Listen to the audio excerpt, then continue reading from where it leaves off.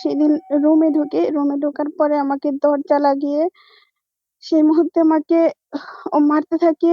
আর ও বলে আমি নাকি অনেক ছেলেদের সাথে ফেসবুকে অনেক খারাপ কিছু করছি, এটা মুখে বলে এবং মারে এবং আমার সমস্ত ও ইচ্ছে মতো মারে সেই মুহূর্তে। তারপর আমি একটা সময় দেখি যে আমি আসলে ঠিক থাকতে পারতাছি না। তখন আমি অনেক জোরে চিৎকার করতে থাকি। বাঁচাও, বাঁচাও বলে চিৎকার করি। তখন আমার ছেলে ছুটে আসে। আসার পরে অনেক দরজা বাইরানোর পরে ও দরজা খোলে না। আমি আসলে মানে এতটাই মারছিল যে আমি আসলে তখন সেই মুহূর্তে উঠতে পারতেছিলাম না। তো ও তখন যখন অনেক ডাকাডাকি করার পরে দরজা যখন অনেক জোরে ধাক্কাধাক্কি করতেছে, তখন ও দরজা খুলে দেয়। দেওয়ার পরে আমার সে ভিতরে যায় দেখি আমার সমস্ত খোলা। তারপর ও সেই মুহূর্তে আমাকে ধরার জন্য যায় এবং এই অবস্থা দেখে ও বের হয়ে আসে এবং আমি তখন বিছানার চাদর দিয়ে আমার সমস্ত শরীরটাকে ঢেকে ফেলি যেন কেউ না দেখে।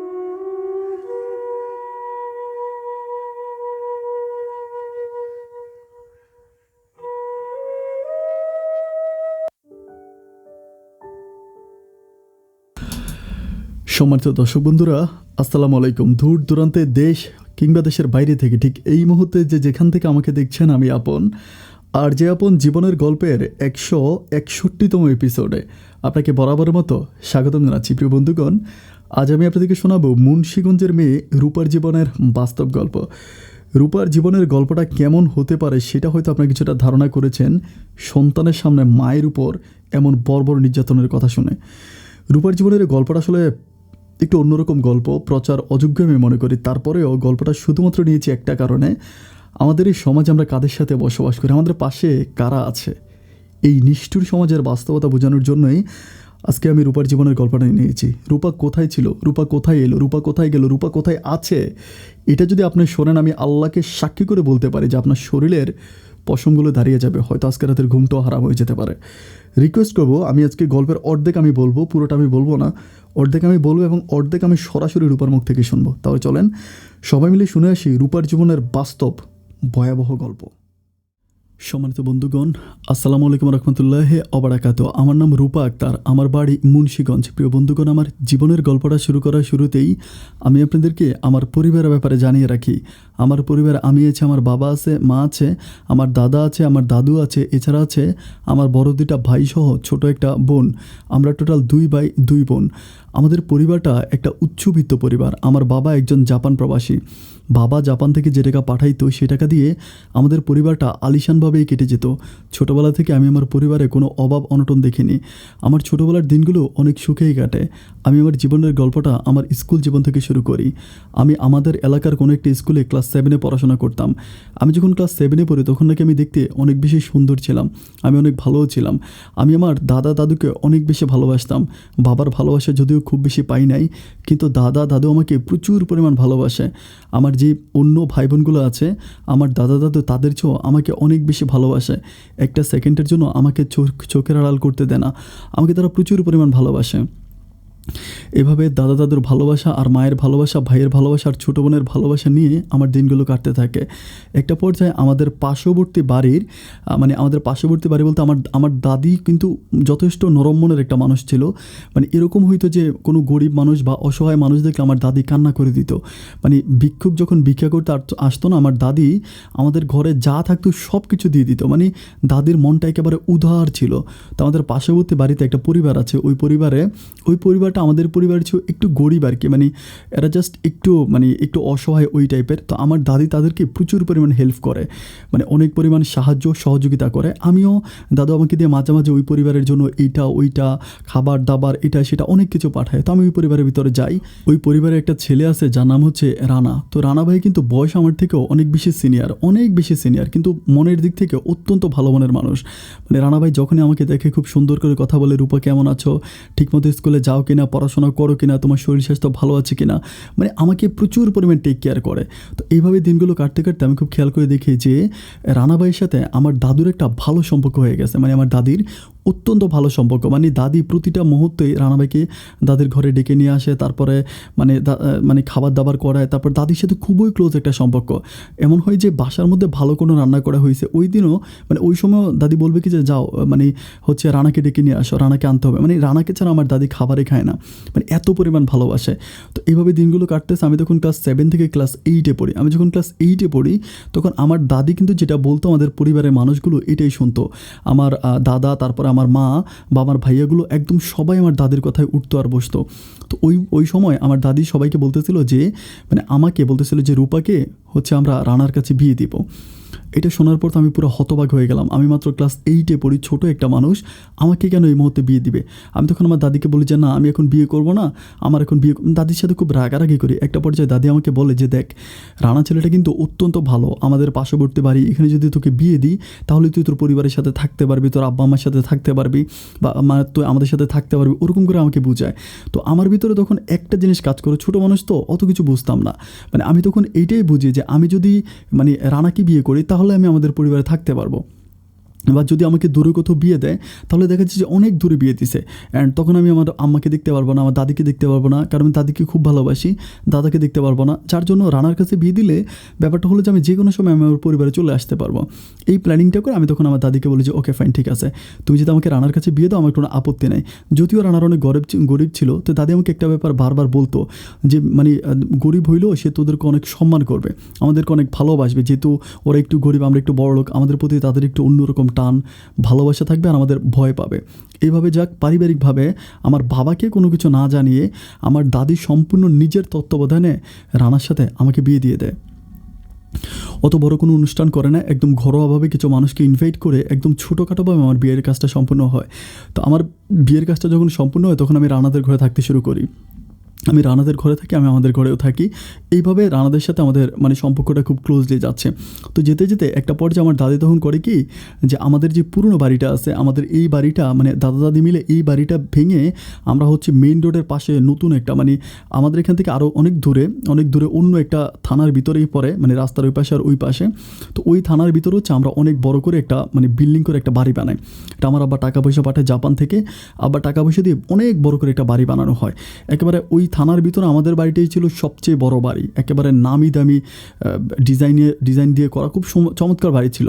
তো বাড়িটা বানানোর পর আমরা তখন ওখানে সেটেল হয়ে যাই, মানে আমার দাদা দাদি, তারপরে হচ্ছে আমার ভাইয়ারা, দেন হচ্ছে আমার আম্মা ওখানে চলে যায়। আমি তখন আমার শ্বশুর বাড়িতে থাকি। তো একদিন আমি দুঃখ করে আমার দাদিকে বলি যে দাদি, ঘরের কাছে বিয়ে দিয়েছিলা যে কোনো সময় যাতে যাইতে পারো আসতে পারো, এখন কি হইলো, আমাকে রাইখা তোমরা নিজেই চলে গেলা। তো আমার দাদি কিন্তু আমার জন্য খুব মন খারাপ করে, আমাকে খুব ভালোবাসে, বলে যে নানা মা মানে নানা বোন এরকম কিছু না, তুই সবসময় চলে আসবি, তোর যখন মন চায় তুই তখনই চলে আসবি, তুই তো আমাদেরই ঘরের মেম্বার, বা ওরকম করে দাদি কিন্তু প্রচণ্ড ভালোবাসতো আমাকে। তো দিনগুলো এভাবে কাটতে কাটতে একটা পর্যায়ে আমি দেখি যে আমি আমার এমন অবস্থা হয়ে যায় যে ওদের পরিবারে আমি নিজেকে কমফোর্ট ফিল করতে পারতেছি না, কারণ আমি একটা রিচ পরিবার থেকে আসছিলাম। তো ওদের পরিবারের সাথে মানায় নিতে আমার খুব কষ্ট হচ্ছে। তো কষ্ট যেমনই হোক, এরপরেও আমি কিন্তু আমার শ্বশুর শাশুড়ি, আমার স্বামী, তাদেরকে অনেক বেশি ভক্তি করে, অনেক সম্মান করে ভালোবাসি। একটা পর্যায়ে ওরকম করতে করতে আমাকে দিয়ে কিন্তু তারা সব কাজ করায়, মানে বাড়ির কোনো কাজের মেয়ে নাই, আমাদের বাড়িতে কিন্তু কাজের মেয়ে রাখা আছে, এই বাড়িতে কাজের মেয়ে নাই। আমি আমার শ্বশুর শাশুড়ির একদম সমস্ত কাজগুলো আমি একাই করি, আমার নিজের বাবা মায়ের মতো আমি তাদেরকে ভালোবাসি। এভাবে দিনগুলো কাটতে একটা পর্যায়ে আমি বাচ্চা কনসেপ্ট করি। আমি যখন বাচ্চা কনসেপ্ট করি তখন আমার যখন পেটে বাবু আসে, দেন হচ্ছে আমার দাদি দাদা, তারপর আমার মা ভাইয়ারা, মানে সবাই অত্যন্ত খুশি হয়, তারা প্রচণ্ড খুশি হয়, তারা সবাই মিলে মানে আমার বাড়িতে আসে, তারপর আমার স্বামীকে খুব মূল্যায়ন করে বা অনেক কিছু করে। এভাবে যেতে যেতে একটা পর্যায়ে আমি একটা ছেলে সন্তানের মা হই। আমার যখন একটা ছেলে সন্তান হয় তখন সবাই অত্যন্ত খুশি হয়, মানে সবাই অত্যন্ত খুশি হয়, আমাকে অনেক ভালোবাসে। এভাবে দিনগুলো কাটতে একটা পর্যায়ে আমি দেখতেছি যে ওদের আমার উপরে একটা অন্যরকম আক্রোশ, মানে আমার স্বামী রানা এবং তার পরিবারগুলো একটা অন্যরকম আক্রোশ, মানে তারা মানে আমাকে দিয়ে তো কাজ করায়, এরপরে তারা করে কি যে মানে আমাদের তো অনেক অর্থ সম্পদ বা টাকা পয়সাগুলো ওরা জানে। তো আমাকে বলতেছে যে তোর বাপের বাড়ি থেকে এটা নিয়ে আয়, ওটা নিয়ে আয়, মানে একবার বলে যে লাইক ফ্রিজ নিয়ে আয়, আবার ওইটা নিয়ে আয়, মানে যখন যেটা বলে আমি সেটাই নিয়ে আসতেছি। মানে পরিবারে গিয়ে বলতেছি আমার দাদা দাদু দিয়ে দিচ্ছে, আমি যখন যেটা বলি ওইটাই দেয়। মানে দেখা গেল যে ওদের ঘরে যা কিছু আছে সবই আমার বাড়ি থেকে আনা। আমার বাসা থেকে আনা। তো আনতে আনতে এভাবে মানে মোটামুটি অনেক টাকা পয়সা ওদেরকে দিয়ে দিই, অনেক টাকা পয়সা আমার দাদি দেয়, আমার দাদা দেয়। তো দিন যত যাচ্ছে আমার মাঝে আসলে মানে শান্তি কিন্তু আসতেছে না, যে ওরা আমাদের কাছ থেকে টাকা পয়সা আনতেছে যে আমাকে একটু শান্তি দিবে বা আমাকে একটু ভালোভাবে রাখবে, ওরকম কিন্তু না। মানে আমাকে দিয়ে একেবারে হাড় ভাঙে পরিশ্রম করায়, কাজের মেয়ের মতো আমাকে দিনটা 24 ঘন্টা আমাকে খাটায়। তো আমি কাজ করি যে তোমার শ্বশুর বাড়ি আমার নিজের বাড়ি মনে করে আমি তখন কাজ করে যাই। এভাবে দিনগুলো যেতে যেতে একটা পর্যায়ে আমার বাবা তখন জাপান থেকে বাংলাদেশে আসে। তো বাবা যখন বাংলাদেশে আসে তখন বাবা মানে আমার স্বামী রানার সাথে কথা বলে, রানার সাথে কথাবার্তা বলার পর আব্বা তখন রানাকে বলে যে মানে তুমি তো এখন তেমন কিছুই করতেছো না বা বাড়িতেই থাকো, মানে তোমার তো কিছু একটা করতে হবে। এরকম করে বাবা চিন্তা করে যে রানাকে দেশে কোনো একটা ব্যবসা বাণিজ্য বা কিছু একটা সামথিং ধরাই দিবে ওরকম। তো বাবা চাচ্ছিল যে বাবা প্রথমে টাকা দিবে না, ওদের কাছ থেকে টাকা নিয়ে ওদেরকে ব্যবসা ধরাই দিবে, মানে আব্বার সুযোগগুলো দিয়ে দিবে আর কি।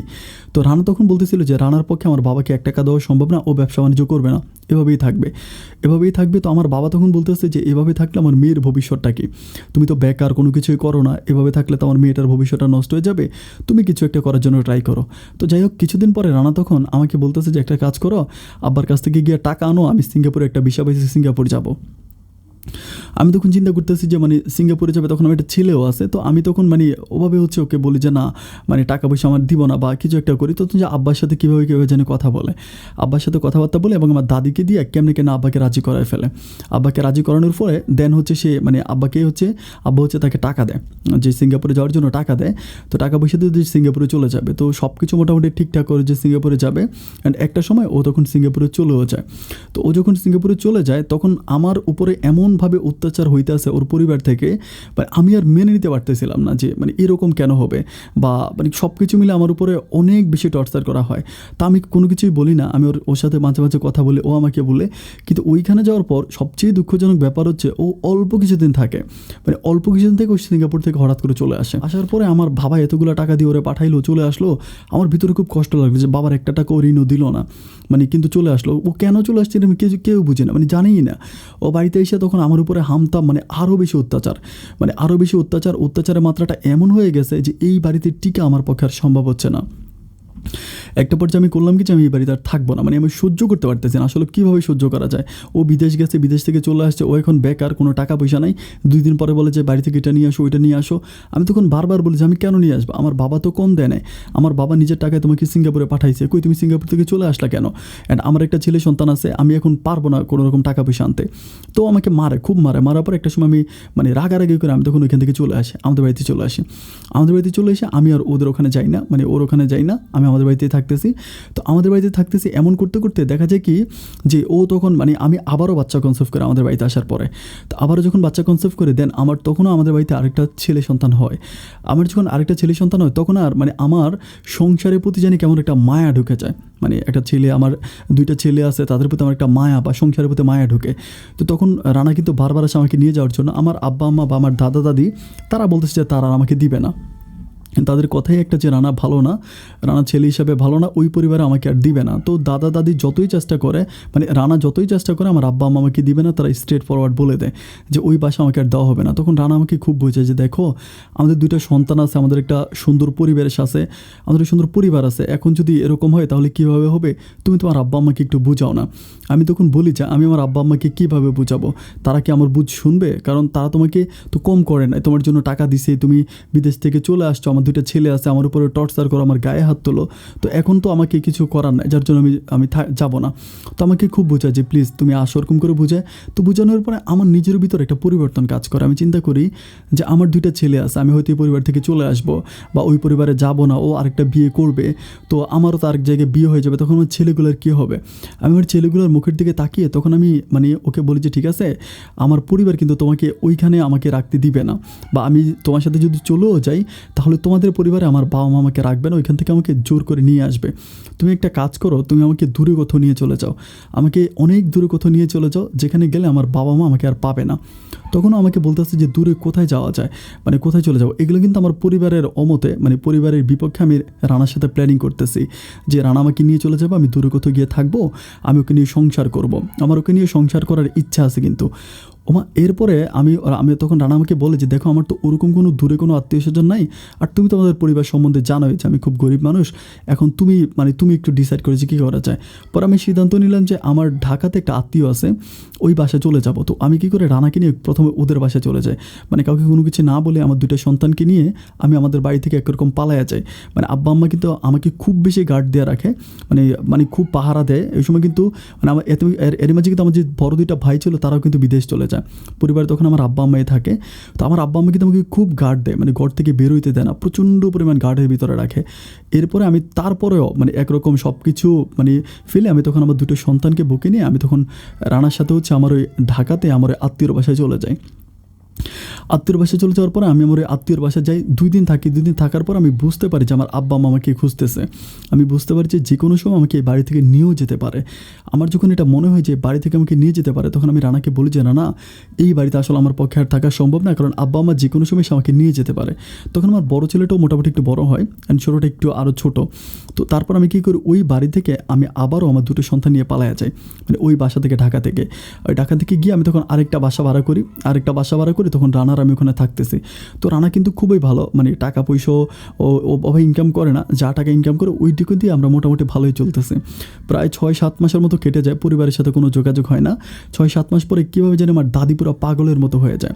মানে দাদি পুরা কান্নাকাটি করে, পুরা পাগল হয়ে যায়, রাস্তাঘাটে ঘুরে বেড়ায় যে আমার নাতিনটা কোথায় চলে গেল। মানে আমার দাদি কিন্তু আমাকে ভীষণ ভালোবাসতো। তো একটা পর্যায়ে তখন আমার দাদির কথাও আমার খুব মনে পড়ে। আমাদের মানে বাড়ির অন্য মানুষদের সাথে যখন কথা বলি, তখন সবাই বলে যে দাদি বাড়ি কান্নাকাটি করে, প্রতিদিন কান্নাকাটি করে, খাওয়া দাওয়া করে না, ঘুমায় না, এগুলো বলে। তো একটা পর্যায়ে আমার দাদির প্রতি মায়া যখন জাগে, আমি তখন করি কি যে গোপনে দাদির সাথে দেখা করি। দেখা করার পরে দাদি তখন আমাকে খুব জড়ায় ধরে মানে ভীষণভাবে কান্নাকাটি করে, যে বলতেছে, "বোন তুই কোথায় গেলি, কিচ্ছু হবে না, আমি তোর আব্বাকে বোঝাবো।" তখন দাদি গিয়ে আমার আব্বাকে ধরে। আব্বাকে এমনভাবে ধরে যে না, ওদেরকে মেনে নিতেই হবে। ও চলে গেছে তো কী হয়েছে, ও তো আর মানে পরপুরুষের সাথে যেন ওর স্বামীর সাথে গেছে। ওরকম করে আব্বাকে বোঝানোর পর আব্বা তখন একটা পর্যায়ে রাজি হয়। রাজি হওয়ার পরে আব্বা তখন আমাকে কী করে, ওই ঢাকা থেকে আমাদের আবারও বাড়িতে নিয়ে আসে। বাড়িতে আনার পরে আব্বা তখন সিদ্ধান্ত করতেছে যে মানে রানাকে আবারও বিদেশ পাঠিয়ে দিবে। আব্বা বলতেছে যে দেশে কিছুই করতে পারবে না, দেশে তো সম্পূর্ণ বেকার। তখন আব্বা প্ল্যানিং করেছে আব্বুকে আবারও বিদেশ পাঠাবে। পরে আমার কিছু রিলেটিভ থাকে, তারা হচ্ছে সাউথ কোরিয়াতে থাকে। তারা মানে পারিবারিকভাবে একটা সিদ্ধান্ত নেয় যে সাউথ কোরিয়াতে রানাকে পাঠিয়ে দিবে। মানে আমার আব্বা চিন্তা করতেছে যে আব্বা টাকা পয়সা দিয়েই সাউথ কোরিয়াতে ওকে পাঠাবে। তো এখন সাউথ কোরিয়াও যাবে, ওকে আমি বলি যে তুমি মানসিকভাবে প্রিপারেশান নাও, বা প্রিপারেশানও তুমি সাউথ কোরিয়াতে চলে যাবা, ওখানে তো করবা। তো ও মানে খুব খুশি যে সাউথ কোরিয়াতে যাবে, মোটামুটি অত্যন্ত ভালো। তো আমার বাবা তখন খুব কষ্ট করে আসলে ওই সময় মানে বাবার কিন্তু মনের ভিতর অনেক কষ্ট, টাকার অভাব না, কিন্তু আবার কথা হচ্ছে যে একবার সিঙ্গাপুর পাঠালাম, ওখান থেকে চলে আসতেছে, এখন আবার সাউথ কোরিয়াতে পাঠাবো, ওইখানে কিনা থাকে কি না থাকে তার তো কোনো গ্যারান্টি নেই, ওইখান থেকে চলে আসে। এরপর বাবা খুব কষ্ট করে টাকা পয়সা জগিয়ে ওকে আবারও সাউথ কোরিয়াতে পাঠিয়ে দেয়। তো সাউথ কোরিয়াতে যায়, সাউথ কোরিয়াতে যাওয়ার পরে ও তখন মোটামুটি সাউথ কোরিয়াতে ভালোই থাকে, মানে খারাপ থাকে না। তো এতে আমার সন্তানগুলো বড় হয়। তো সন্তানগুলো যখন একটু বড় হয়, আমি তখন প্ল্যানিং করতেছিলাম যে মানে সন্তানগুলো তো আসলে গ্রামের বাড়িতে ওভাবেই মানে পড়াশোনারও কোনো সিস্টেম নাই, বা আমি তখন শহরে ছিলাম, ওইখানে ভর্তি করাইছি বা শহরে পড়াশোনা করছি। তো শহরে পড়াশোনাগুলো খুব ভালো। তো সাউথ কোরিয়াতে যাওয়ার পর ও আমাকে নিজেই বলে যে তুমি একটা কাজ করো, তুমি ঢাকাতে হচ্ছে থাকো, মানে ঢাকাতে থাকলে দেখা যায় যে সন্তানগুলোকে পড়াশোনা করাইতে পারবা, ওরা ভালো থাকবে। কারণ গ্রামে তো ওরকমভাবে ভালো কোনো মানে স্কুল কলেজ বা ওরকম কিছুই নাই। তো ও যখন আমাকে এই কথাগুলো বলে, তখন আমি করি কি, আচ্ছা ঠিক আছে, ওকে ফাইন। আমি ওর কথা মতো আমি তখন আমার আবার ঢাকাতে একটা বাসা ভাড়া করি। এটা আমার আব্বাই বাসা ভাড়া করে দেয়, আব্বাই ঠিকঠাক করে দেয়। তখন আমি বাসাতে মানে একটা ফ্ল্যাট বাসা নিই, অনেক সুন্দর একটা বাসা নিই। বাসা নেওয়ার পর আমি তখন ওইখানে আমার বাচ্চা নিয়ে থাকতেছি। তো রানা কিন্তু তখন মোটামুটি ভালো টাকাই উপার্জন করে সাউথ কোরিয়াতে, অনেক ভালো টাকা। মানে ওর মানে মাসে অনেক টাকা, প্রায় 1.5 লাখ 2 লাখ টাকার মতো মাসে ইনকাম করে, মানে অনেক ভালো থাকে। আমাদের কোনো পরিবারের কোনো অভাব নেই। ও তখন নিজের টাকা দিয়ে হচ্ছে বাড়িতে একটা ঘরও বানায়, ওদের কোনো ঘর ছিল না, ভাঙ্গা একটা ঘর ছিল, ওর নিজের টাকা দিয়ে বাড়িতে একটা ঘর বানায়। তারপরে কিছু টাকা পয়সা আমাদের মানে আমার অ্যাকাউন্টেও রাখে। আমার অ্যাকাউন্টে প্রায় 16 লাখ টাকার মতো রাখে, 16 লাখ টাকার মতো।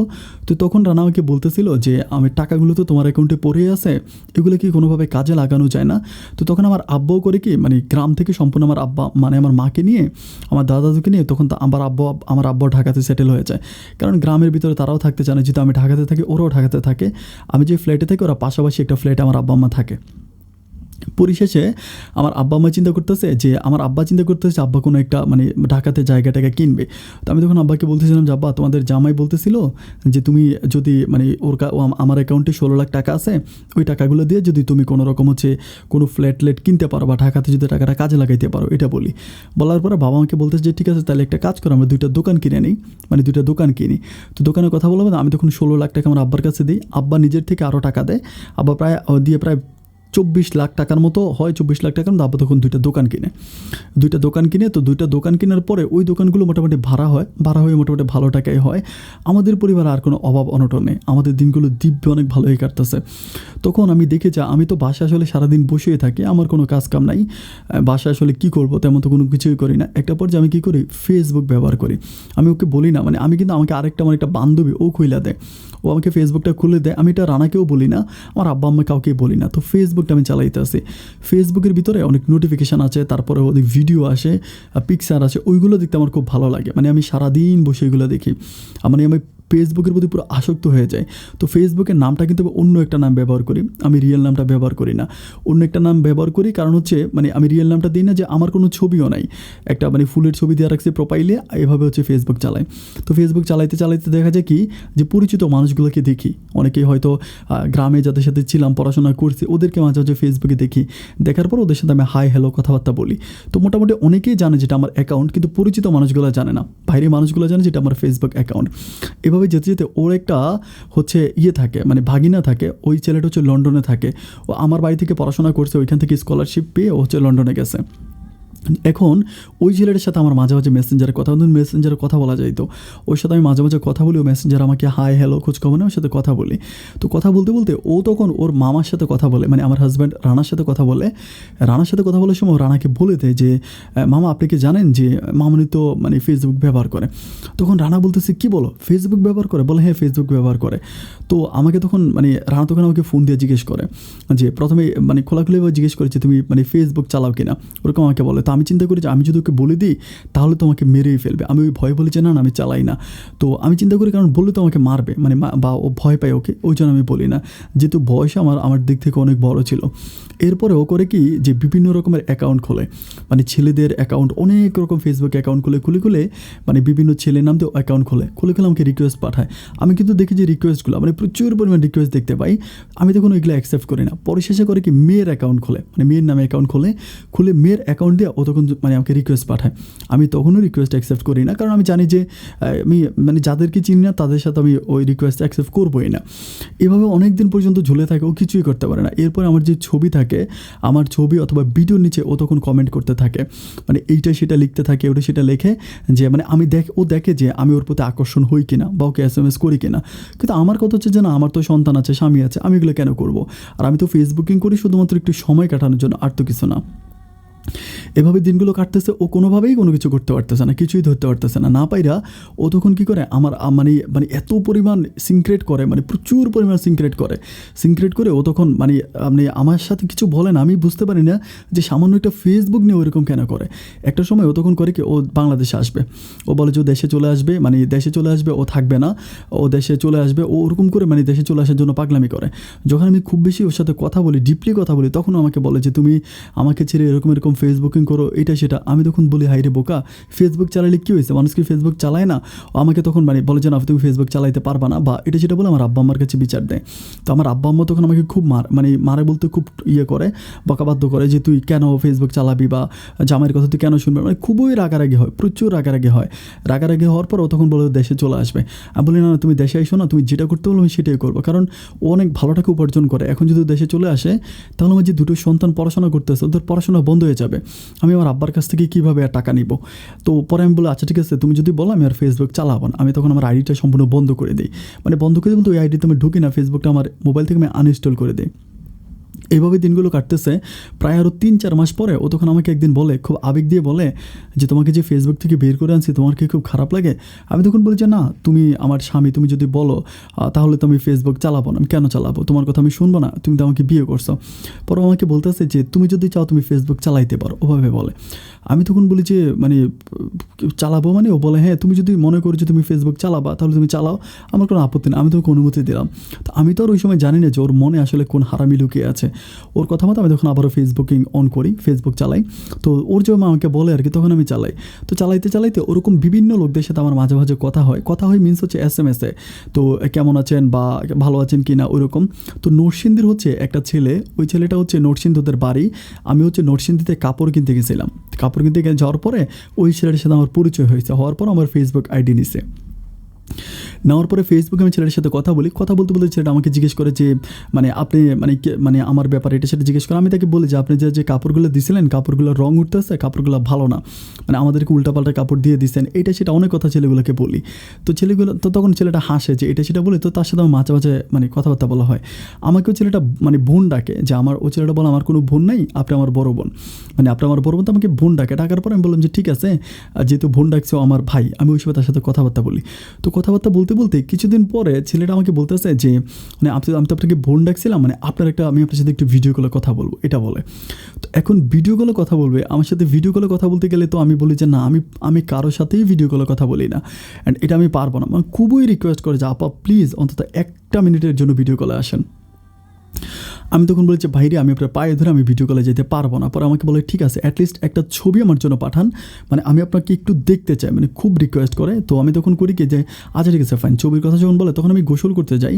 তো শাওয়ার নেওয়ার জন্য যখন যাই তখন আমার যে গোসলের যে ইয়েটা থাকে না, যেটাকে আমরা চাদর বলি, ওই গামছা বা হোয়াট এভার, ওইটা আমি তখন আমার মাথার ভিতরে বাঁধি। মাথার ভিতরে বাঁধি একদম নর্মালি ভালো কাপড় চোপড় পরাই থাকে। ওয়াশরুমে ঢুকবো ওই সময় ওয়াশরুমের দরজাটাও দেখা যাচ্ছে, একটা সেলফি উঠে আমি ছেলেটার জন্য পাঠাই।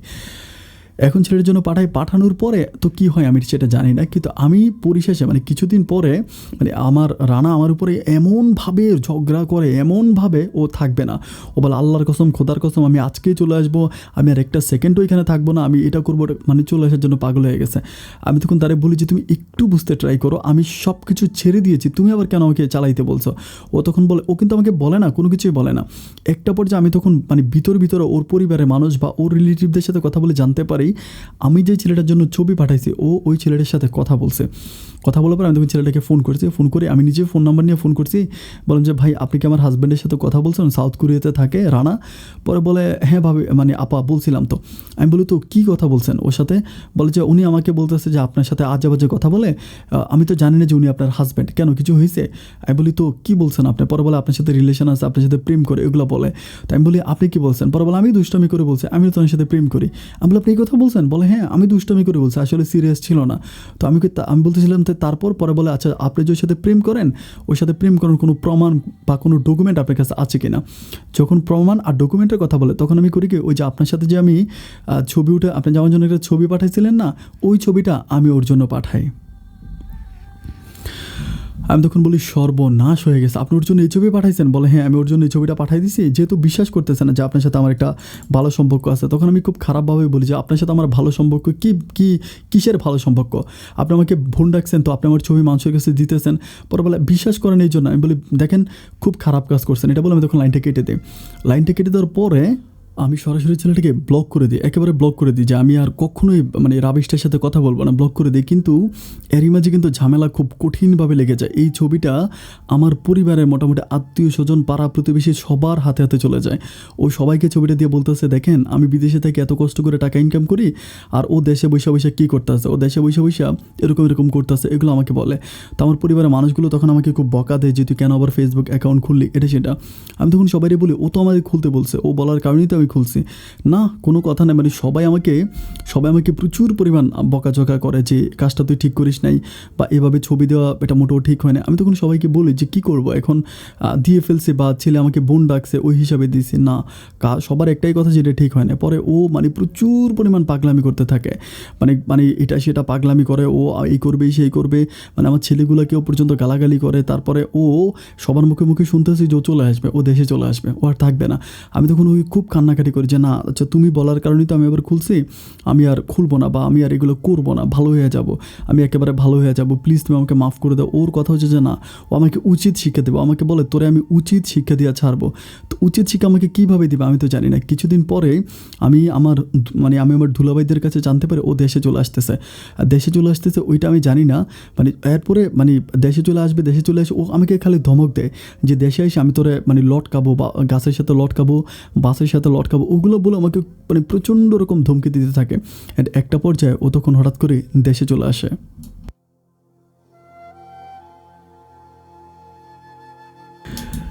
বন্ধুগণ, দেশে চলে আসার পরে ঘটনাগুলো খুবই মর্মান্তিক, খুবই মর্মান্তিক। আমার মনে হয়েছে আমার মুখে চেয়েও আপনারা যদি সরাসরি রূপার মুখে কথাগুলো শোনেন আপনাদের আরও ভালো লাগবে, বা রূপা মানুষ আরও ভালো করে আপনাদেরকে বুঝিয়ে বলতে পারবে।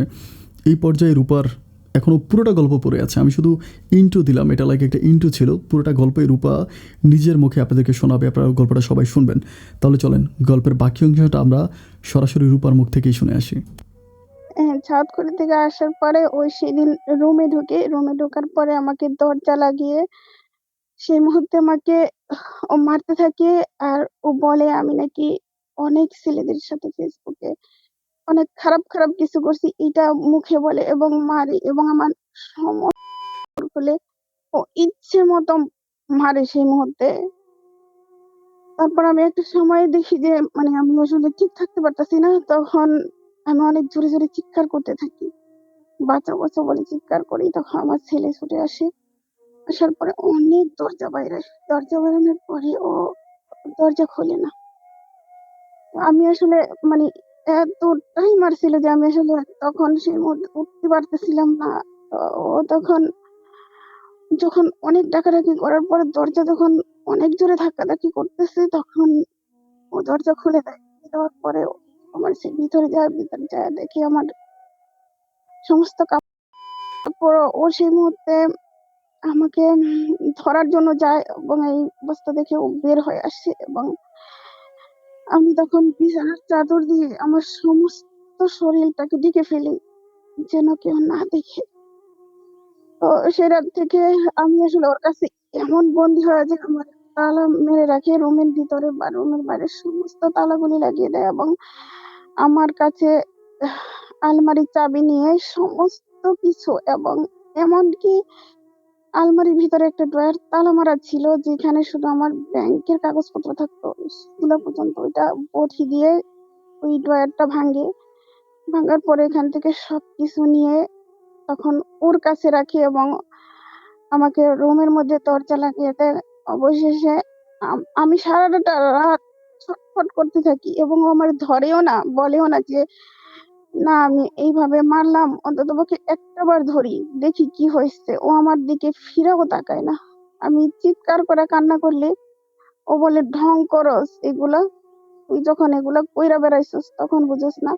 মানে ওর কথা হচ্ছে আমি ফেসবুক চালাই, এইটাই হলো প্রধান সমস্যা, আর কোনো সমস্যা ছিল না। বাট আমার কাছে এমন কিছুই ছিল না, আমার ফোনগুলো ওর কাছে ছিল, ওই ফোনের ভিতরে কোনো কিছু পায় নাই, কিন্তু প্রত্যেকটা মুহূর্তে আমাকে ওইটা নিয়ে কথা বলে। আর প্রতিটা মুহূর্তেই ও আমাকে আমার ফেসবুকটা তো ওর কাছে থাকে, ও বিভিন্ন মানুষের কাছে ফোন দিতে থাকে, নাম্বার চাইতে থাকে। এইভাবে কিছুক্ষণ পর পর যখনই মনে পড়ে ওই ফোনটা নিয়ে সারাক্ষণই থাকে আমার ওই আইডির ভিতরে।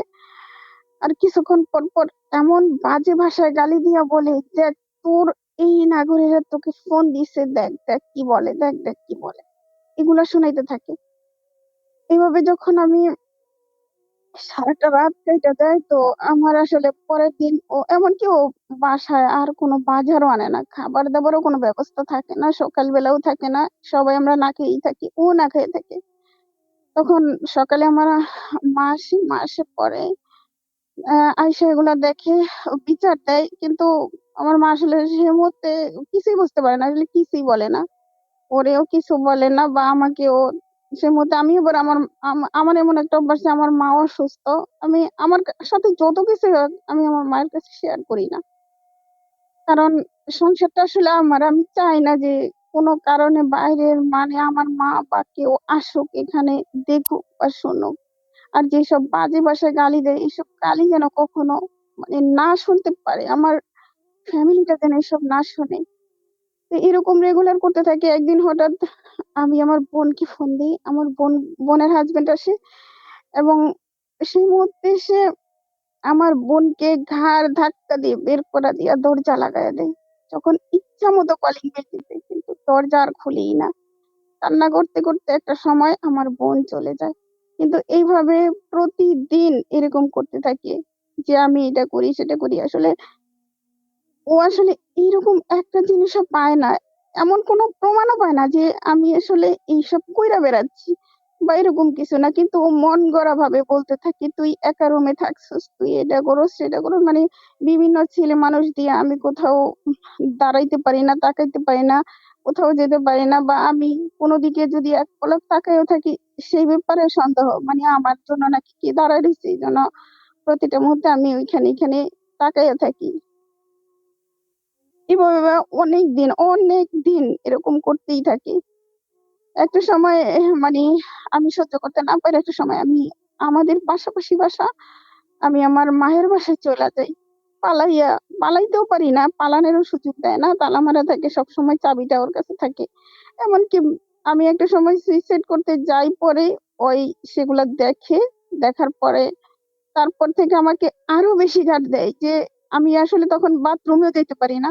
সে আমার সাথে যায় এবং দাঁড়ায় থেকে ও ভাবে যে আমি যদি ওখানে যেয়ে সুইসাইড করি এই কারণে ও গেটের সামনে দাঁড়ায় থাকে এবং দরজাটা খোলা রাখতে বলে। এরকম করতে একটা সময় আমার উপরে প্রতিদিন যখন এরকম করে তখন আমি একটা সময় অনেক অসুস্থ হয়ে যাই। আর ও তখন বলে যে ও ও আসলে মানসিকভাবে অসুস্থ। ওকে পাবনা পাঠাইতে হবে। অ্যাম্বুলেন্স ফোন দেয় পাবনা নেওয়ার জন্য। আসলে আমি সম্পূর্ণই সুস্থ একটা মানুষ। কিন্তু আমি তখন না খাইয়া বা এমন অসুস্থ হইতে আমি তখন মানে তাকাইতে পারতাছি না। আমি কোথাও কোনোভাবে কোনো বিচার পাই না। আমি অনেক যখন আমি আমার মায়ের বাসায় যাই তখন আমি অনেক মানুষের কাছে যাই। অনেক মানুষের কাছে যাই যেখানে গেলে বিচার পাওয়া যায়। কিন্তু আসলে কোনো জায়গায় আমি একটা বিচার পাই না। সবাই আরো নানান কথা বলে, খারাপ কথা বলে যে হ্যাঁ, এখনকার মানে হাসব্যান্ডরা বাইরে থাকলে তার ওয়াইফরা তো এরকম কইরাই বেড়ায়। মানে আমাকে কোথাও কোনো যে যান ফিরা যান, হাসব্যান্ডের কাছে ফিরা যান। মানে একটা সময় আমি সিদ্ধান্ত নেই, আচ্ছা ঠিক আছে ওইখানেই থাকবো, আমি কোথাও যাব না। তখন আমি আমার মা তখন একদিন আইসা আমাকে নেয়, দিতে চায় না, ওই অনেক আটকায় রাখে। একবার রিকোয়েস্ট করি নেয়, তখন আমি এই সিদ্ধান্ত নেই যে ওখানে পালাইয়া যাব, আমার মায়ের বাসা থেকে পালাই যাবো। কারণ ও এখানে মানুষ ঠিক করে রাখছে যে আমি যাতে বের না হই। আর ও সারাদিন আমার মায়ের বাসার গেটের সামনে বসে থাকে যাতে আমি পালায় কোথাও না যেতে পারি। তো একটা সময় একদিন আমি সবাইকে বলে দিই যে আমার মায়ের বাসা আসলে যেন গেট না খোলে, কারণ ও আসলে আমাকে মারবে। তো একদিন ও আসছে, একদিন মানে গেটটা আমার পিচ্চি ভাতিজি থাকে, ও খুলে দেয়। দরজা যখন খুলে দেয় ও হুট করে ঘরে ঢোকার পরে আমি মায়ের রুমে শুয়েছিলাম, আমি হঠাৎ করে উঠে বসার পরে ও আসে, ও বলে বাসায় চল। আমি বলছি না আমি বাসায় যাব না, আমি বাসায় যাবো না দেখে ও আমাকে প্রথম ভালোভাবেই বলে চল বাসায় চল, চল বাসায় চল। আমি বলি না, আমি আর মায়ের খাইতে পারবো না, আমি বাসায় যাবো না।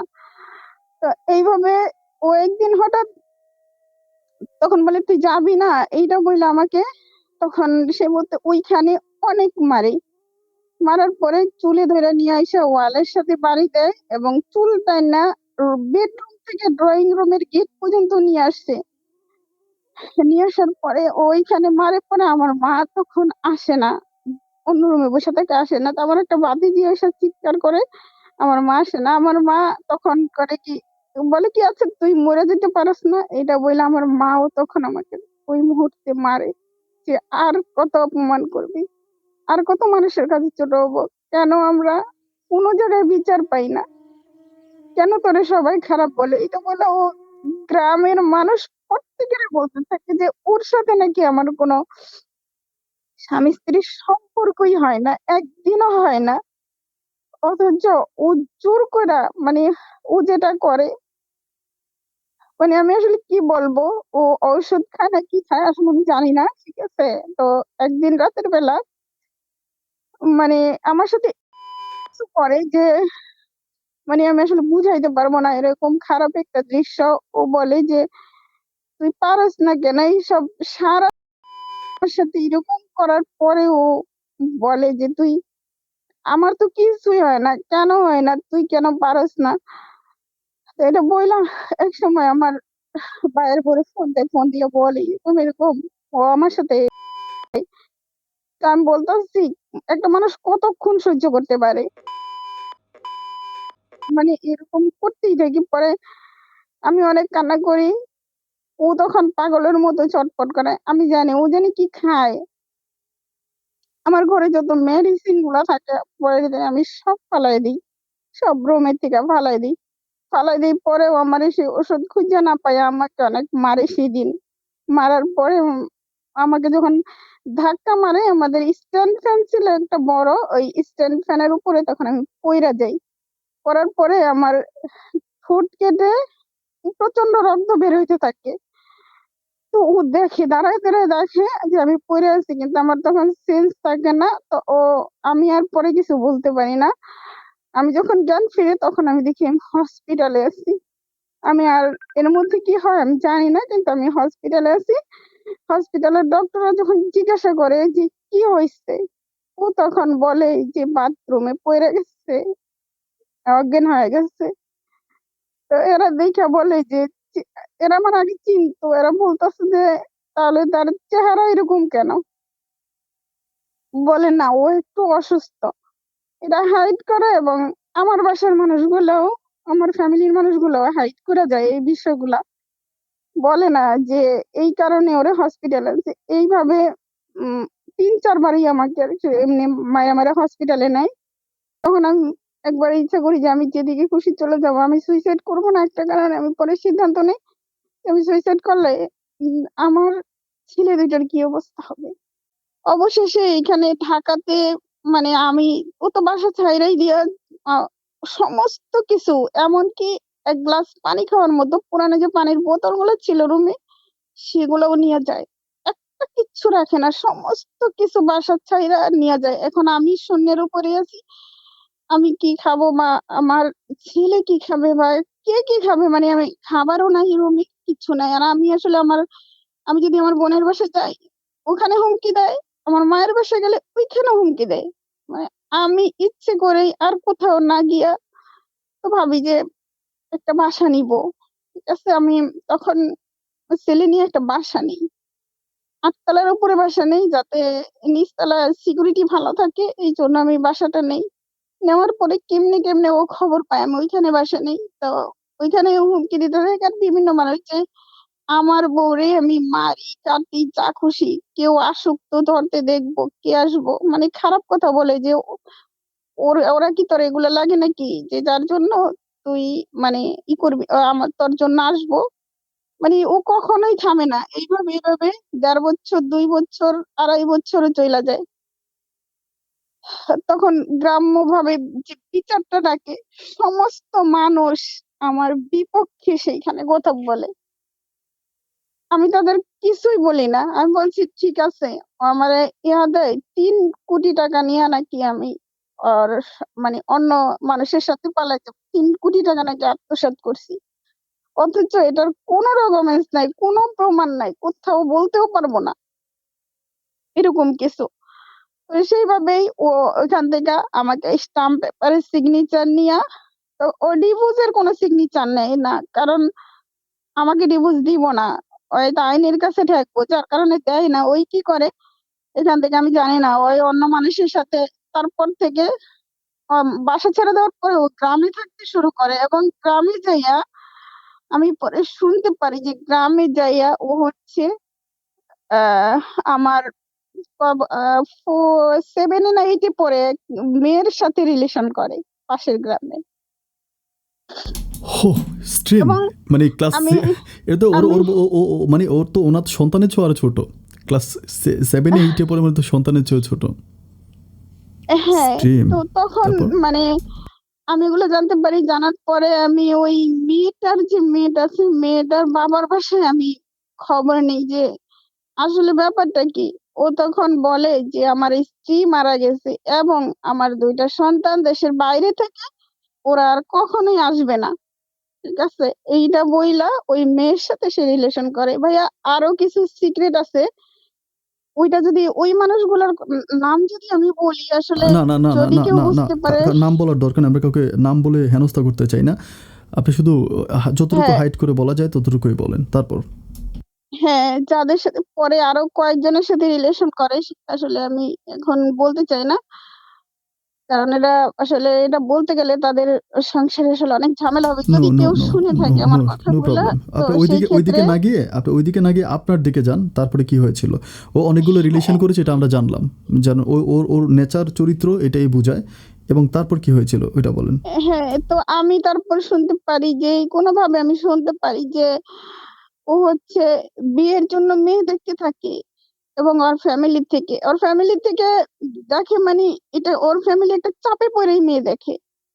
কারণ ও যেগুলা করে এগুলা নিয়ে মানুষের সামনে মুখ দেখাইতে না পাইরাই ও ও তখন মেয়ে দেখে যে তোরে বিয়েই করাই দিই, হয়তো আসবো না। তা আমি আসলে আমার পরে অনেক সবাই অনুরোধ করে যাওয়ার জন্য যে একটা সুযোগ দে। তো আমি আসলে সেভাবে, মানে আমি বলছি না, আমি ৩-৪ বার এটা নিয়ে সালিশ হয়েছে, আমি সুযোগ দিয়েছি, কিন্তু ও আমার চেহারা দেখলেই মানে অন্যরকম হয়ে যায়। আমি একটা জিনিস ভাইয়া বুঝি না, দূর থেকে যখন এরকম কথা বলে দিচ্ছে দু একদিন ফোনে, তখন কিছু বলে না, কিন্তু ও যখন আমার রুমে ঢুকতো, ও যখন আমার চেহারাটা দেখলেই মানে ও চেঞ্জ, সম্পূর্ণ চেঞ্জ।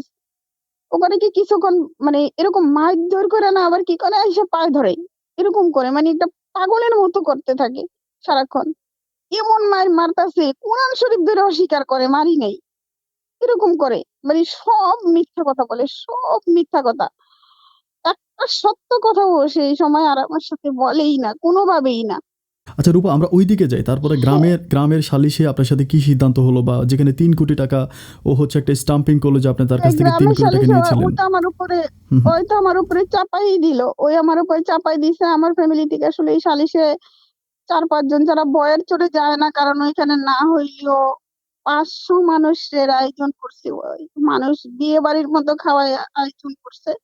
চেয়ার টেবিল মানে এগুলা এনে সম্পূর্ণ, মানে দূর থেকে মানুষ দেখলে ভাববো যে বিয়ে বাড়ি এইটা, ঠিক আছে, এইরকম ভাবে ওই এমন ভাবে মানুষগুলা সেটিং করে যে একটা মানুষ একটা আওয়াজ পর্যন্ত করে না।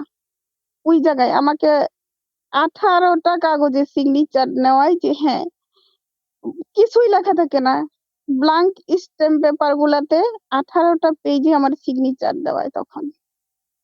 ও মাই গড! তার মানে মানে মানে আমি মানে তার হচ্ছে শর্তগুলি, ওইখানে লিসেন টু মি, আমি একটু বলি। ওইখানে কোনো কিছুই লেখা থাকে না। স্টাম্পটা সম্পূর্ণ খালি থাকে। আপনি ওখানে না সিগনেচার না না, করেন।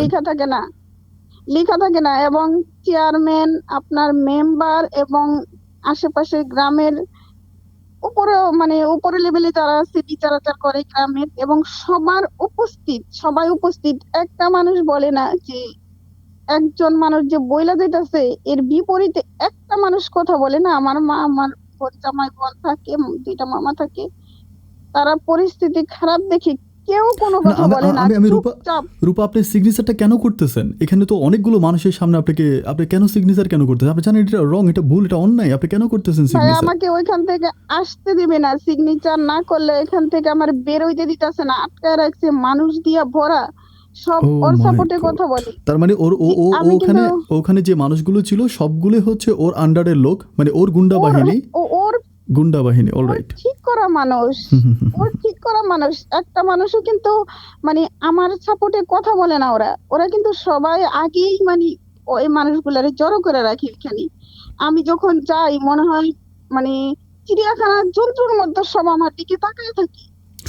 স্টিম। যখন যাই মানে এরকম ভাবে তাকায় থাকি যেন মানে আমি কোন গ্রহ থেকে চলে আসছি, আমি আসলে বুঝাইতে পারবো না, এরকম একটা পরিস্থিতিতে পড়ে যাই। তখন আমার মামা আমাকে ইশারা দেয় যে যা করতে বলে সবই কর, ঠিক আছে। তখন সবাই মানে আমার একটু ইশারা দেয় যে সিগনেচার করে দেয়, সমস্যা নাই, কি আর করব, তোরই বা কি আছে, এখন তো তোরই কিছু নাই, তুই যে রাস্তায় থাকা ছাড়া তোর কোনো উপায়ও নাই। তাই তুই সিগনেচার করলেই কি আর না করলেই কি, তোর থেকে নেওয়ার মতো আসলে কিছুই নেই, তোর নিজেরই তো কিছু নাই, কি আর নিব। ওর ওর যা আছে ও নিয়ে নেক না, তখন আমি বলি যে আচ্ছা ঠিক আছে, ওর সবকিছু ও নিয়ে যাক, ও আমারে মুক্তি দেখ শুধু, আমি আর কিছুই চাই না। পরবর্তীতে যখন স্টাম্প পেপার গুলো আমার কাছে সিগনেচারের জন্য পাঠায়, শুধু একটা পেপারস বা 2টা পেপারস আমি দেখতে পারি যে ওইখানে লেখা ছিল যে দোকানগুলির থেকে আমি 1.5 কোটি টাকা অ্যাডভান্স আনছি, এবং ওই টাকাগুলি সমস্ত আমি নিজের কাছে রাখছি, ওই টাকাগুলি। আসলে ভাইয়া ওইখানে মানে ওই মার্কেটে যাদের দোকান আছে তারা বলতে পারবো যে ওইখানে ওই রকম কোনো সিস্টেম নাই, বা ও নিজেও জানে যে এরকম কোনো সিস্টেমই নেই যে আমি ১.৫ কোটি টাকা না, আমি ১ মাসের অ্যাডভান্সের টাকা আগে উঠাইতে পারবো না।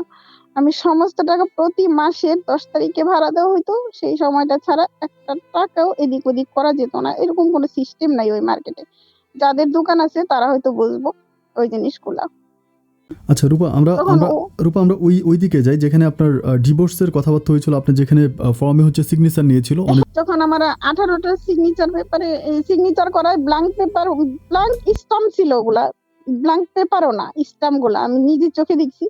স্টাম্প গুলো আমি যখন দেখি আমাকে মানে চেয়ারম্যান বা আশেপাশে আরো কয়েকজন সামনে থেকে আমাকে নিজে আমার মামা, আমার মা সবার সামনে আমাকে সিগনেচার করায় পরে আমি তখন সিগনেচার কইরা কারো দিকে তাকাই না। আমি তখন ওই এতগুলা মানুষের সামনে থেকে সোজা মানে রোডের সামনে বাসার বাড়িটা ছিল। আমি ওইখান থেকে একটা সোজা রিক্সা নেই। ওরা আমার অনেক পিছন থেকে ডাকে কিন্তু আমার পিছনে কেউ আসে না। আমার ফ্যামিলির মানুষগুলা ফালাই আমি তখন একটা রিক্সা নিয়ে সোজা ঢাকায় চলে আসি। রিক্সা নিয়ে বাস স্ট্যান্ড থেকে ঢাকায় চলে আসি। তা আমি যাইয়া এমনি এতে ঢাকায় একটা জিডি করি এবং আমাদের গ্রামের থানায় যেদিন যাই আমি ওখানে ওর নামে মামলা করে দিই। এটার জন্য যে নারী নির্যাতন মামলা করি। কিন্তু ভাই আসলে মামলা কি করব? আমি যদি দেই ১০,০০০ টাকা, ও এখানে দেয় ৫০,০০০ টাকা। আমি যদি দেই ২০,০০০ টাকা, ও দেয় ১,০০,০০০ টাকা। ইনকোয়ারিতে যায় আমাকে বলে যে আপনি চইলা যান, আপনি তো মানে এখান থেকে মামলা করছেন, আপনি চইলা যান। চলে যাবার পরেই আমি জানাবো, আগে ইনকোয়ারি করি। গ্রামে যে ভাইয়া ইনকোয়ারি করে, গ্রামের সব মানুষ আমার বিপক্ষে সাক্ষী দেয়। প্রত্যেকটা মানুষ আমার বিপক্ষে সাক্ষী দেয়। একটা আমি মানুষ আমি আমি রূপা, এই ব্যাপারটা আমি বুঝতেই পারছি না যে ও যেই টাকার পাহাড়টা আপনাকে দেখাচ্ছে, আপনি ১০,০০০ টাকা দিলে ও ২০,০০০ টাকা দেয়, আপনি ২০,০০০ দিলে ও ১,০০,০০০ টাকা দেয়।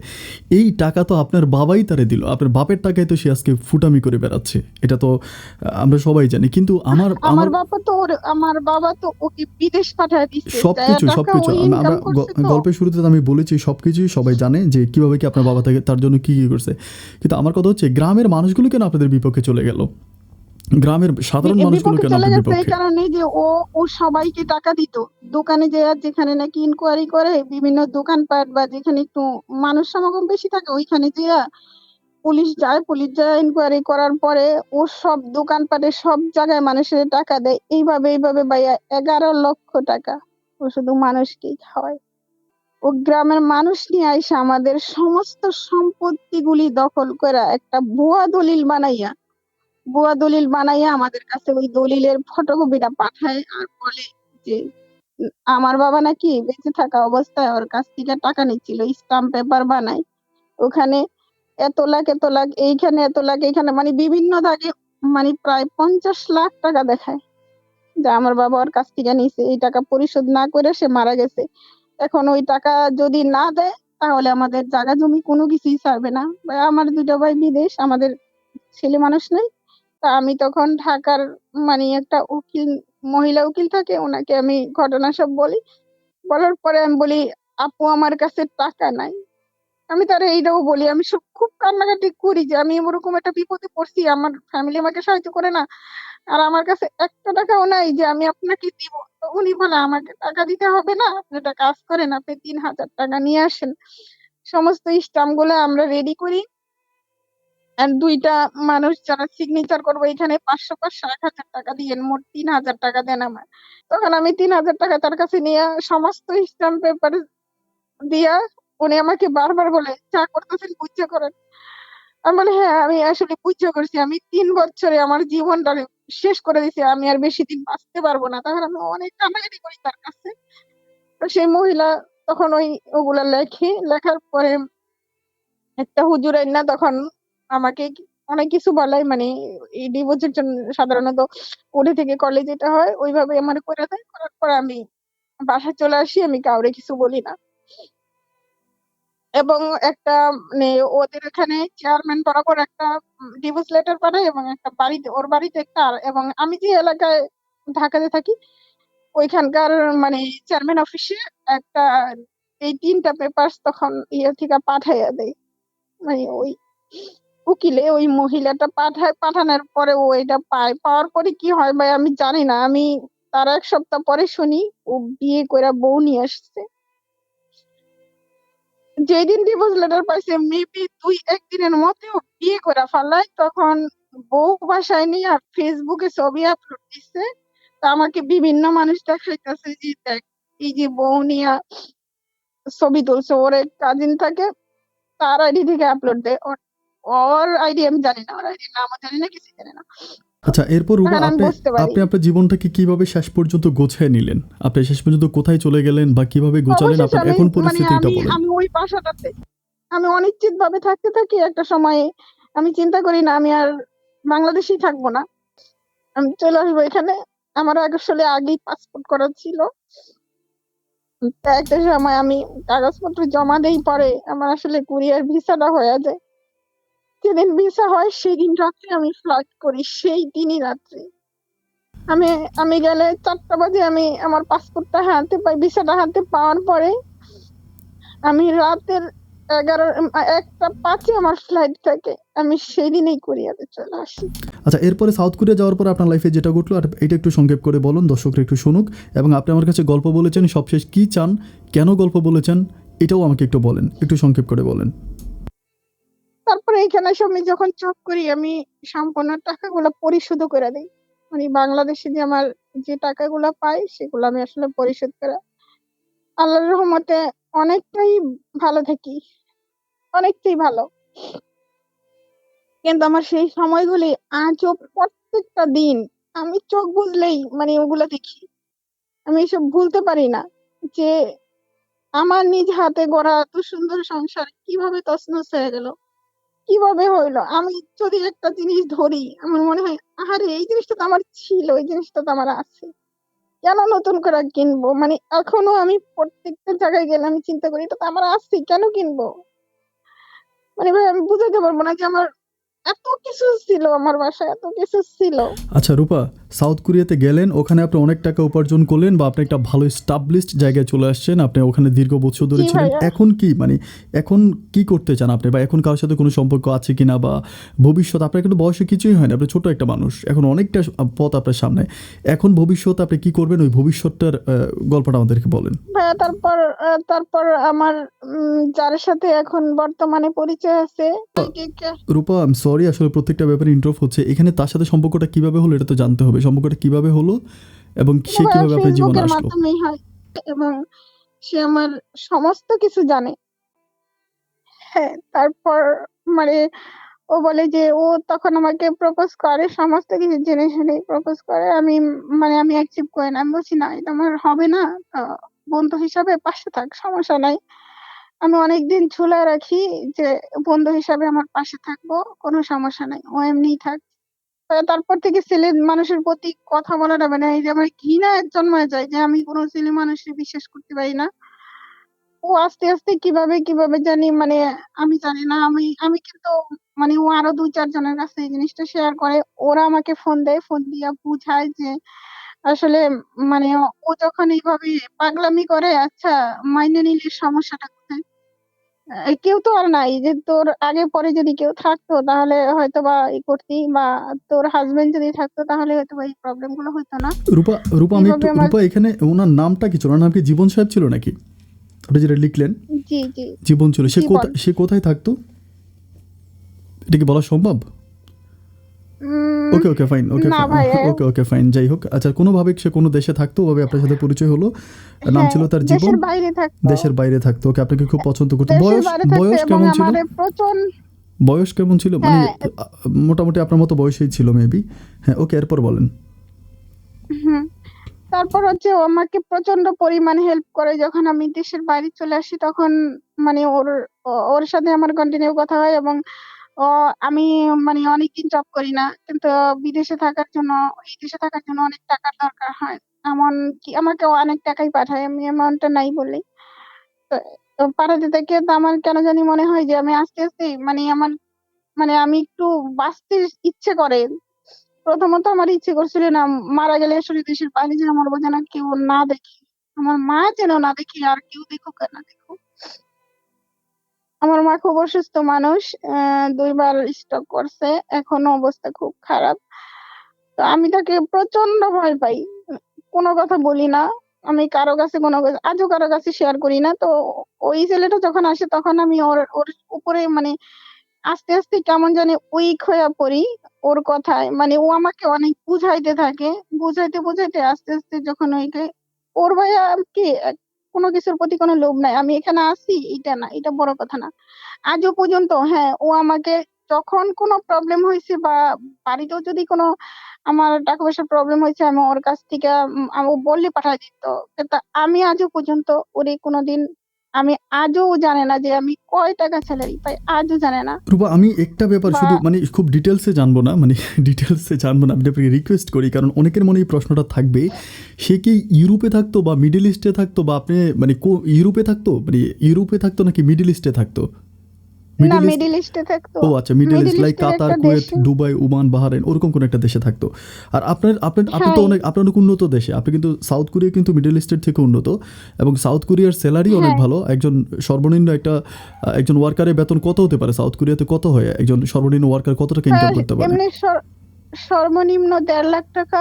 মানে এই দেশে আসলে ছেলে মেয়ে না উভয়েই যদি মানে সরকারি হিসেবে 8 ঘন্টা কাজ করে, শনি রবিবার বাদ দিয়ে চাইলে ওরা সরকারি ভাবে নির্ধারণ করা আছে 1.5 লাখ টাকা দিতেই হবে। কারণ এটা মানে ছুটি থাকলেও দিতে হবে, না থাকলেও দিতে হবে, কাজ করলেও দিতে হবে, না করলেও দিতে হবে। মানে 1 মাসে ওদের মানে মানে বছরে ছিল 1,40,000 টাকা, এবার একটু বাড়াইছে 1,50,000 টাকা মেবি ওকে, এরকম হবে। আমরা জানলাম 1,50,000 টাকা আপনার ওখানকার সর্বনিম্ন স্যালারি, আর মিডল ইস্টের ভিতরে সর্বোচ্চ স্যালারি হুম। হলে 50,000 টাকা হবে, এর বেশি হয় না, এর বেশি হতেও পারে না, বা অন্যগুলো মানে ম্যাক্সিমাম হয়তো 30, 40 বা 50 এর মধ্যে থাকে। আচ্ছা, এই যে এখন যার সাথে আপনি জড়ালেন, হ্যাঁ, জীবন সাহেব, মানে জীবন সাহেবের সাথে সম্পর্ক হওয়ার পর আপনার কাছে কি কোনোভাবে মনে হলো যে সে আপনার কাছ থেকে কোনো রকম সাউথ, আপনি যেহেতু তাকে বিয়ে করবেন, আপনি তো তাকে সাউথ করে নিয়েই যাবেন, এটা আমরা সবাই বুঝি। তো আপনার কাছে কি মনে হয় যে কোনোভাবে আপনার হুম। উপরে কোনো তার লোভ, বা আপনার সাথে সাউথ কোরিয়াতে যাওয়ার জন্য এরকম কিছু করতেছে, বা এরকম কোনো কিছু আপনার কাছে ফিল হয় কিনা? সম্পর্ক তো অনেক দিন ধরে আপনি আছেন, এই সম্পর্কের মাঝে কোনো না না কিছু মনে হয় ভাইয়া, কিনা? না না না, ও আমাকে যথেষ্ট সাপোর্ট করে, ও আমাকে এতটাই সাপোর্ট করে আসলে আমি ওর উপরে রাগ করলে ও কখনোই রাগ করে না। আর তাছাড়া ও এখন বর্তমানে বাংলাদেশী আছে, আর ও আসার জন্য ট্রাই করতেছে। ওটার জন্য আসলে অনেক কাগজপত্র জমা দেওয়া আছে, যদি আল্লাহ তাআলা মানে চায় তাহলে হয়তো বা আসতে পারে। ও এটার জন্য ও যে আসছে ওইখান থেকে, ও এটার জন্য আমার উপরে কোনো ধরনের প্রেশার বা কোনো ধরনের কোনো কিছুই বলে না। যে আল্লাহ ভাগ্যে লেখা থাকলে অবশ্যই চাইতে পারবো আচ্ছা, আরেকটা ব্যাপার, আপনার এটার উপরে। আপনার পরিবারের যে কিছু মানুষগুলো আছে, আপনার বোন বলেন বা দুলাভাই বলেন, আপনার ভাই বলেন, যারা বিদেশে থাকে, এরা তো হয়তো দেশে আসে না, বোন বা দুলাভাই দিয়ে কোনো রকম এখন যাকে আপনি বিয়ে করতে যাচ্ছেন তার কোনো খোঁজ খবর নিয়েছেন কিনা, বা সে কতটুকু ভালো বা হোয়াট এভার, এগুলো কোনো যাচাই বাছাই করেছেন কিনা? জি ভাইয়া, আমার একটা ফুফাতো ভাই ছিল। ওদের মানে ওদের ওদের দেশ যেখানে ওইখানেই পাশেই মানে পাশের থানায় ওদের বাসা। আমি ওকে মানে ও তখন গ্রামে ছিল না, ও তখন বাইরে ছিল, তখন আমি ওই গ্রামে পাঠাইছিলাম, পাঠানোর পরে খোঁজ খবর নিছে।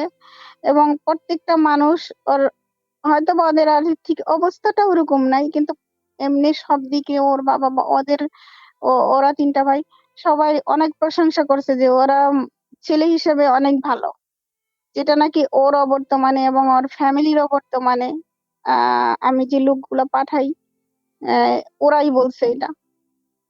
ভেরি এবং গুড। ওরা আমার রিলেটিভ। আমি এটা আমি আমি রিলেটিভ, কোনো রূপা, বন্ধুও না হ্যাঁ কিছু। রূপা, আমি একটা ব্যাপার বলে রাখি। রূপা এখন যে প্ল্যাটফর্মে দাঁড়িয়ে আছে, দর্শক বন্ধুরা, এটা আমরা সবাই বুঝতেছি যে সে খুব ভালো একটা জায়গা আছে সাউথ কোরিয়াতে, এবং তার যেই মানে এখন তো তার আসলে অনেকেই খারাপভাবে নেবেন না, কোজ তার বয়সের এখনও কিছুই হয় নাই, সে এখনও তার ভবিষ্যতের সামনে অগোর পথ পড়ে আছে, তার একটা জীবনসঙ্গী দরকার। তার হাজব্যান্ড বিয়ে করে তার যে সন্তানগুলো ছিল ওইগুলো নিয়ে মোটামুটি হাজব্যান্ড ভালো আছে, কিন্তু এখন তাকে যেটা করতে হবে সেটা হচ্ছে বিয়ে করতে হবে। কিন্তু বিয়ে করার জন্য উনি যাকে চুইস করেছে সে হচ্ছে জীবন সাহেব, এবং আগে হচ্ছে মিডল ইস্টে কোনো একটা দেশে থাকতো, এখন বাংলাদেশে আছে, এবং ছেলেটা যথেষ্ট ভালো। উনি সেটা ইনকোয়ারি করেছে, আমাকে প্রশ্ন করেছে যে আপন ভাই, আমি ওনাকে বিয়ে করলে ভালো থাকবো কিনা, বা এটা আমার জন্য ডিসিশন রাইট কিনা, এটা সে আমাকে প্রশ্ন করেছিল অনেক আগেই, তার গল্পটা আমার নেওয়া। তো সেই ক্ষেত্রে আমার কাছে যেটা মনে হলো, আমি নিজে বললাম যে আপনার জীবনে এখন অনেকটা পথ বাকি আছে, আপনাকে বিয়ে করতে হবে, আপনাকে সংসারী হইতে হবে, সেজন্য আপনাকে একটা ভালো মানুষ আপনাকে নির্ধারণ করতে হবে। এবং সে যেটা বললো যে জীবন যথেষ্ট ভালো মানুষ, এবং এখনও বললো এরপরও এই জীবনকে নিয়ে বা তার ভবিষ্যৎ নিয়ে যদি কোনো কথাবার্তা আপনাদের থেকে থাকে, তাহলে অবশ্যই আপনার কমেন্ট বক্সে লিখে পাঠাবেন। জীবনের সাথে আপনার সম্পর্ক কতদিন ধরে, আজকে কত বছর ধরে, আমরা একটু জানতে পারি? জি ভাইয়া, আজকে 3 বছর। 3 বছরে কি আপনি তাকে কোনো রকম টাকা পয়সা দিয়েছিলেন?